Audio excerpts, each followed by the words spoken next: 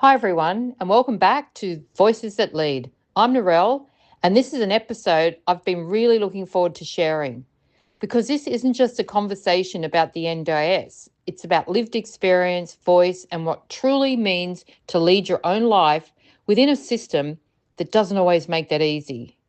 Today, I'm joined by an extraordinary 26-year-old NDIS participant who has generously and courageously shared her story.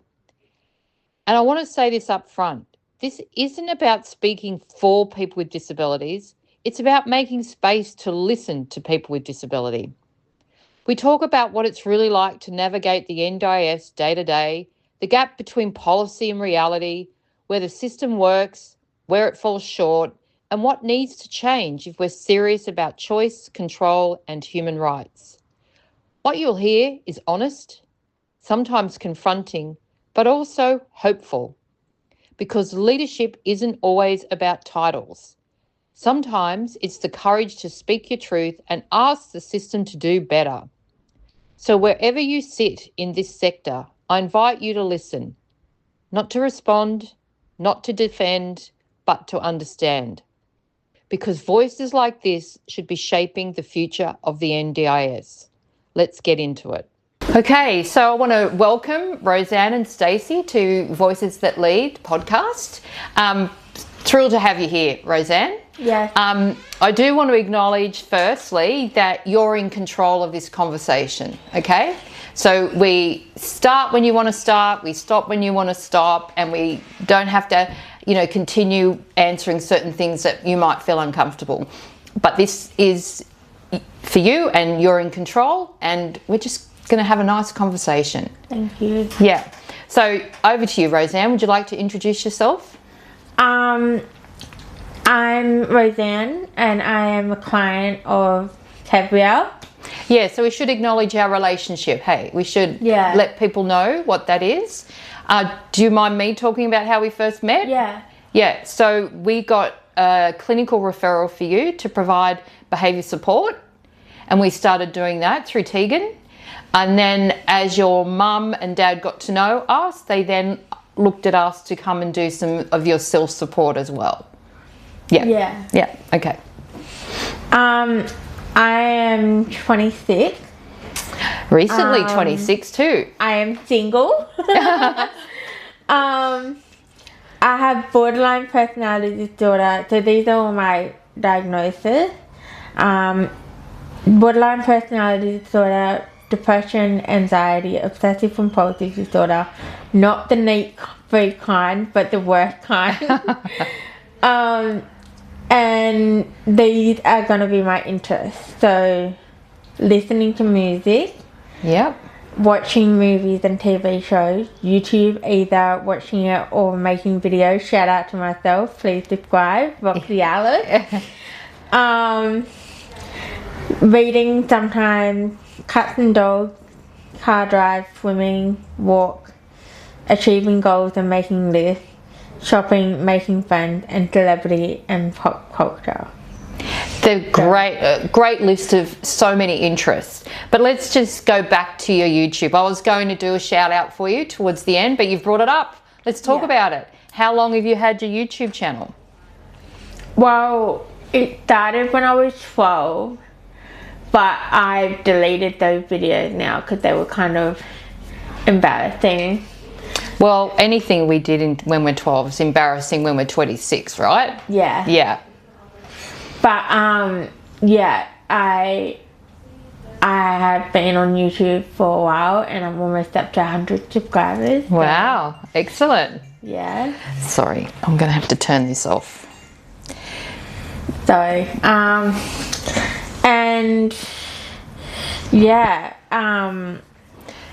we're talking about your YouTube channel and you've got 100 subscribers. How do we find you on YouTube? Roxy Alice, ROXIEALYCE. Excellent. And what is the main purpose of your YouTube channel? To help other people and to share my life and to kind of express myself and I don't know, like just show a side of myself that like wouldn't normally be shared on YouTube, I guess. Yeah, and I mean, I find it so inspiring. This is why you're the first person with lived experience to join our podcast, because you have experience in that by having your own channel. So I was thinking you'd feel safe in a space doing this, and that your purpose was to share your story so people can understand what it's been like for you living and dealing with your range of complex diagnosis. Yeah. Yeah. Yeah, it's important to see that side of things and how, you know, like how important it is to share your mental health journey. Yes. And not to keep it bottled up. It's very brave of you. You know, you allow yourself to become vulnerable. So it's very brave of you in the quest of helping others. Yeah. Yeah. Yeah, it's great. Yeah. So can I share my story? Absolutely. You share as much as you want to. So when I first got diagnosed, it was 2018, and I was in a state where I was confused, my family were confused why I was acting this way, you know, and then like I got admitted into hospitals because of suicide attempts and stuff. So that's how I got introduced into NDIS, because like I asked my parents if I could move out. Yep. But that I wasn't expecting it to be into a support company. No. Yeah. What were you expecting? I guess just independence. Yeah. Talk about your desire for independence. So, like, I have been under a lot of NDIS company, and because of that, like, has affected me because they've had a lot of rules and regulations. Not saying that Kevria does, Yeah. but like, yeah. the past ones I've been with have been really horrible. Yeah. I know you've had a difficult journey, and I'm sorry to hear that's been your experience. But it is worthwhile sharing that and hearing about those experiences and what's changed for you, to allow it to be a different experience. Yeah. Yeah. So, when I joined Kevria, it was like a dream come true. It was amazing. It was like I felt a sense of relief, like I could stay up for Macquarie more and just be with my support workers, and not, because like in the past five or 6 years that I haven't run away or been in the hospital or had the police called up on me. So that's been good, but you guys haven't been with me for the last 5 years. No, so, we haven't. But so you can't blame, that can't be credited to us, can it? Because we've only been in your life for a short period of time. yeah. But you've had a very long period of time of stability.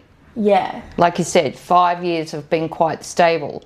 And that really has been, who would you put down, or what do you think has supported you in maintaining that stability? Well, I guess my parents. Yeah. Like, my parents have been really helpful in that, and Stacey. I've been around for a long time now, haven't I? Yeah. And that's, yeah. It's been really important to have like Consistency. consistency of like the people around me, and to have them stay in my life, because I know a lot of people have abandoned me, but you haven't. Yeah, people come and go. but it is important that we stick by you and we work through it all. Yeah. And I love that you've mentioned your mum and dad, because they're going to come on to our podcast as well and share their experience of being your parents and navigating the NDIS. And I'm excited to hear them speak because, like you said, they've been a great advocate for you. And they created a model that isn't really designed for the rules of the NDIS. So you've been supported for a long time by independent workers. Yeah. And you also have a number of environmental restraints in your service system. Normally, you can't have those two things at the same time. But because of your family, your parents, working very hard with the NDIA and the NDIS to say, we know this is what Roseanne needs. And it's proven that it worked. You're now in a very stable position, able to move across into a NDIS provider because of that. Because of that advocacy, because people stuck to what they believed was the right thing for you. Exactly, and I think it's important to have things put in place, like authorities who you can trust and you can talk to about your like your thoughts and your mental health and your well-being. And yeah, I think it's really important because like a lot of the trauma stuff that I've been through, I've forgotten about because I have, you know, like I chosen not to remember it, but like some things I do remember, but not in the way that it actually happened. And so my mind likes to change things. Yeah, and that's a common reaction to people dealing with trauma. So you talked about having people you trust to talk through when you've got all these big emotions happening, when your thoughts are racing. So talk to me or talk to us about what does that look like? What do your support staff do to help you address those big emotions? Well, we talk about it. We talk about it. And I wasn't able to do that because when I was in school, I didn't have the authority. They didn't look after me the way that they should have. And like with now, like I'm able to talk about things, and before I couldn't do that. No. And you think the reason you can now is because of the trust level? Is that why? Yeah, and also because like I was silent, basically. Yeah, you were silenced. Yeah. And finding the words was hard. Finding the words was really hard. And finding the right people to talk to that you felt safe with and to trust. And then just having open, honest conversations. Yeah. Yeah. That was a big help. Yeah. Yeah. Talking about your thoughts, your feelings, what your body's doing, identifying and being aware of what was going on so that those around you could help you. And that was a process as well, figuring that out. Yeah. Yeah, exactly. So with my borderline personality disorder, it really affected a lot of my relationships. I've pushed people away, and like I guess partly because social media and all of that had an impact on me. And so, not saying that it caused me to have borderline personality disorder, but it kind of caused to make my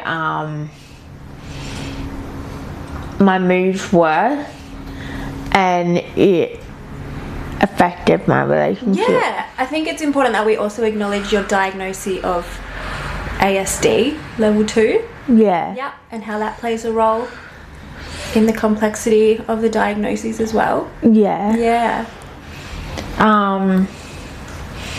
And then Yeah, I went through all these support companies and they did not look after me well. I'm sorry that happened. Yeah, it's like, obviously I can't name them because, you know, I can't do that. I would love to. I would love to. But I can't name them. But they really did affect my mental health as well. Like not having the people around me who would be there for me in the way that I needed. Yeah. And act appropriately. Yeah. And professionally. Yeah. That was a bit lacking. Or like just be my friend. Yeah. Yeah. Just be there to support you. Yeah. Do their job, yes. 100%. Yeah. Mm-hmm. So Roseanne, do you think they didn't understand you? Well, they tried to. Some of them tried to understand me, but I don't think, like, in the end, it really worked out. No. No. Yeah. Yeah, it's a lot of services to go through in a short period of time. And now I found you guys. Yeah, so you have. Yes. It's really changed my life, and I really hope that, you know, like, my journey with you guys are just getting stronger and stronger, you know, like. Yeah. Could we talk a bit about that? What you hope that journey looks like? Well, I'm hoping that we get more support workers and new support workers as well as the ones that I have. Because at the moment I'm not able to stay at Port Macquarie full time. Yep. I want to go to TAFE. Great. What would you like to learn at TAFE? Animal study. Yeah. Nice. Yeah. I think Kevin's looking into that for you. I'm hoping. Yeah. Yeah. That's my understanding. Yeah. But yeah, I don't know. Yeah. Well, if he doesn't, we can certainly help you with that. Yeah. Yeah. So TAFE. And yeah, I'm hoping that in the future we can just enjoy life even more. Yeah, that's great. So TAFE potentially will lead to work. Yeah. That's why main reason you'd be going. Both you've got an interest in it, but you would like eventually for that to lead to some sort of work. Yeah. Yeah. Definitely. Yeah, and enjoying life more. Without it affecting my funding and affecting the support. Yeah, no, but what will you be doing if you're enjoying life more? You sort of mentioned that you're single. So is that a goal to stop being single? I want to have a relationship really badly. Yeah. So, yeah, like I would love to experience my first relationship. Yeah. Saying that I've never actually had one. And I'm 26, so I'm kind of getting old. You're a long way from old. But they're great goals. So, you know, to live in Port Macquarie full time, to be at TAFE, to working towards a job, to be working towards a relationship. They're fantastic goals, and we hope we can facilitate that in your journey. And, you know, we're going to have you back on, and then we can see how you're going with that. I'd love that. Yeah, I think that would be great. Yeah. Yeah, and yeah, like my interest and my, like what I mentioned before, my interest, they also help me with my mental health and like music, for example, or watching movies and TV shows. Like those are the things that ground me. And what else did you have on your list that you enjoyed doing? Movies, music, and what sort of music do you like? Videos. Yeah. Yes. Like what we were talking about every sort before. It's amazing. Like, I love doing that. Reading. Yeah, I love animals. You don't have a favourite. You just like to listen to most genres. Yeah. Your own cat? I like to go with Lavendale. Do you have a favourite type of cat? She's pretty current at the moment, isn't she? I do. I love them all. See, I'm old and I even know who. Could be a cat lady. That's what you like? Yeah, she's amazing. Wow. Yeah, she's pretty cool. And so and what sort of movies do you like? That ground me as well. Movies. Well, even like swimming, I'm not allowed to go out in the ocean, but we love a if horror. there's any I support watched workers Insidious who are last night. Have you seen that? please join us. No, the first one. That's I've on the never list, seen isn't them. it? And my niece's partner said, we've got to watch a horror movie. They love watching horror movies. Yeah. And I'm like, I don't really. Nice to do that we watched again. Insidious. I love the ocean too. No, that's my grounding place. It's a pretty full-on one. In the water. Yeah, I love it. Yeah, it feels great. But it was fun watching it. Changes my mood. Sharing that experience with relatives was fun. Not yet in the ocean. Do you like thriller movies? I love thrillers. Yeah, it can be a rough place. But not horror. Not horror. We need an ocean bath here, don't we? Yeah, hurry up with that. Yeah. Did you have questions you wanted to ask Stacey? Yes, I did. So I was really interested, Stacey, for you, and if it's okay with you, Roseanne, just to share what you've seen is been Roseanne's biggest growth over that time. You've been with her for such a long time. Yeah.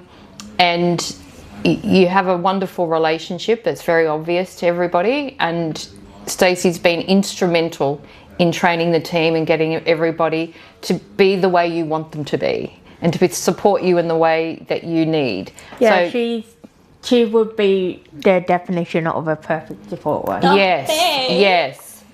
Yeah, well, I just saw how important it would be to be consistent in Roseanne's life and show up for her. When we first met, like, we just hit it off, and that was that. And so I've done big hours with her and her family. And it's just about being honest, being open, having good communication, being gentle or being firm sometimes, a bit of tough love.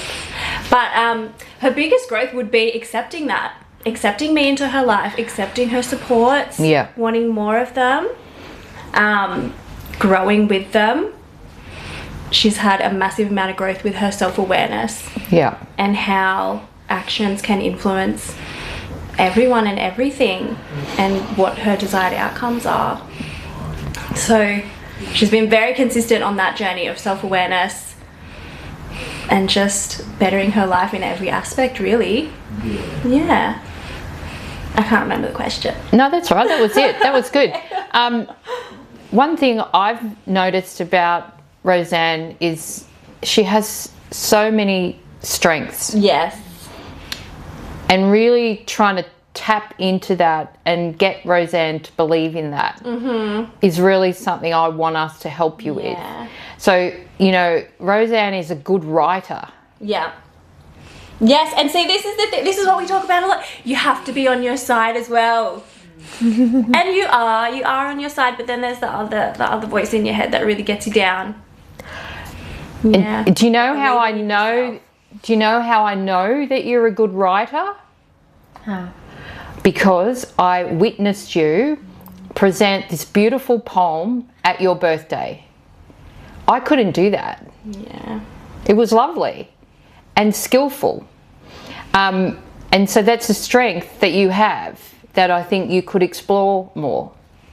When I saw your YouTube videos, immediately saw the skill set that you have. And I'm, you know, pleased that you're going to keep doing them. I don't know how often you are doing clips, but I think they're, you know, very inspiring. Quite and people, often. people get to know you more by watching that. I certainly did. Yeah. It's very insightful. That's another one of your strengths. You are very insightful about yourself and your needs and what you want. Yeah. And you're amazing at editing. That's the other thing. Yeah, that's a young person thing. Yeah. Yeah, that is a young person thing. So Roseanne, what is it that you wish people get from hearing your story? What do you hope that they hear from you? Well, I only hope that one day, if you're like, if you have a disability or mental health issues, I hope that one day you find peace with yourself. Yeah.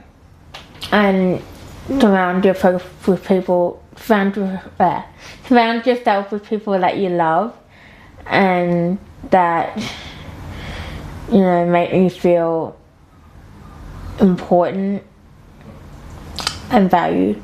Yeah, thank you for that. Was there anything else you wanted to add before we close up? No. Well, I just want to say what a privilege. And I want to thank you very much. Thank you. For allowing this to occur, giving me your trust that you would feel safe. And can't wait to have you back and see how we've all gone on reaching your particular goals. I would love that. And thank you, Stacey. Thank you.